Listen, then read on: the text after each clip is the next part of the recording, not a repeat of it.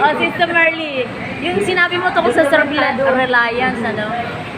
Kanina nag-start tayo, konti lang tayo. Kahit konti lang. Anong tayo. masasabi niyo? At least, kahit isa, dalawa, mag-improve, okay na yun.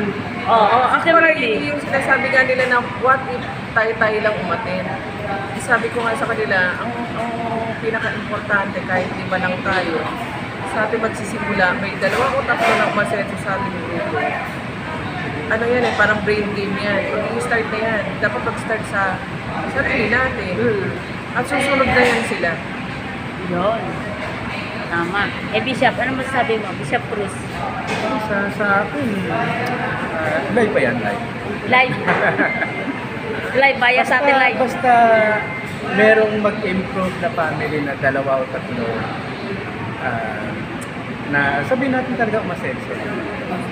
Okay na sa akin yun bago man lang matapos yung term ko. Kasiyahan ko na yun na makita ko yung dalawa, tatlo na yun. Tapos nagiging inspirasyon sila ng word na so marami nang susunod-sunod na. Ayos, thank you. Ganda. Saka yun nga, huwag nating isipin na maraming hindi aatin. Tayo-tayo lang naman ang umaatin. Paano yan? So, yun nga, mag-start tayo kung tayong 5. Yung team nyo, yung 5, ano? Ng WSR, ano kaya tayo? 7? Yung 7 kami, Sa self-reliance, self-reliance. welfare and Ikaw? self-reliance. CIA, Marlene, Jenny, Anya, brother, ako.